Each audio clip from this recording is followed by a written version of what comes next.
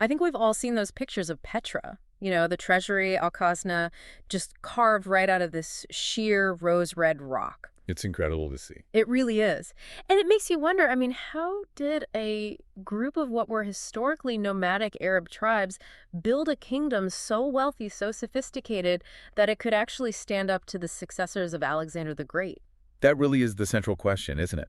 We're talking about the Nabataean kingdom, an independent state that thrived from around the mid-3rd century BC all the way to AD 106. And their capital, Petra or Rakwu, was the heart of it all. The absolute nexus of their power. It was built to dominate the hugely profitable trade in frankincense and myrrh. Okay, so let's start at the beginning.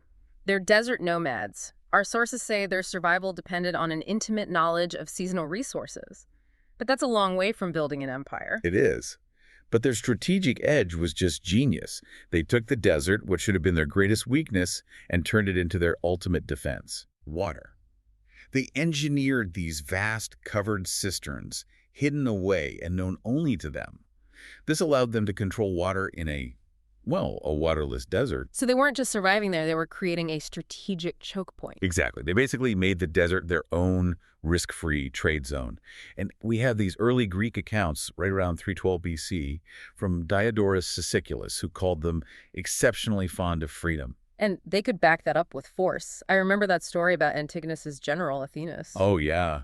He raids their rock stronghold while the Nabataean men are away. Big mistake. A huge mistake. 8,000 Nabataean soldiers pursue him. They counterattack his camp, and the defense was so organized, so fierce, that all 4,000 of the Greek foot soldiers were slain. Every single one. It was a message to the entire world. Stay off our routes. So, with their defense secured, they could pivot to becoming, really, a center of global commerce. What was that economic engine? It was all about the incense route. Frankincense and myrrh were like the oil of the ancient world, used for everything from religious rituals to medicine. And the Nabataeans controlled the supply chain. They did. They transported these goods from southern Arabia right through Petra to the port of Gaza for shipment to Europe.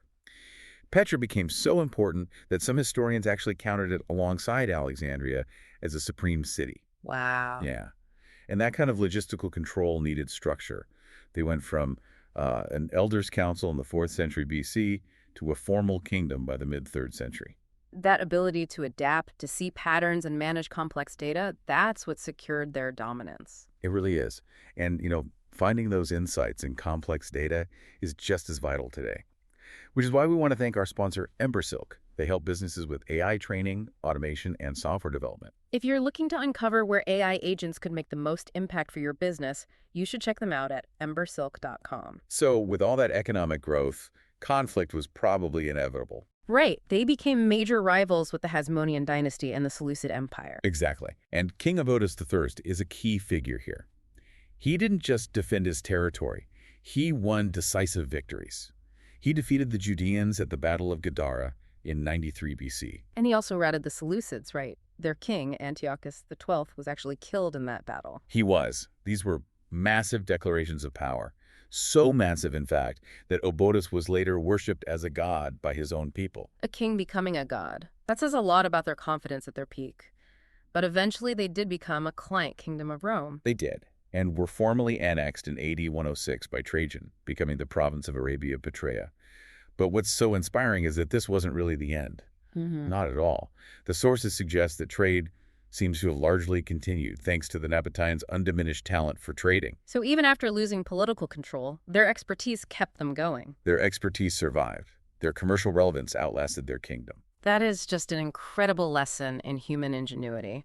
The Nabataeans took the desert, this huge natural barrier, and through sheer engineering brilliance, turned it into their greatest asset, controlling global commerce for centuries. It's a powerful reminder that sometimes your biggest perceived weakness can actually become your defining strength. If you enjoyed this deep dive, please subscribe to the show. Hey, leave us a 5-star review if you can. It really does help get the word out. Thanks for tuning in.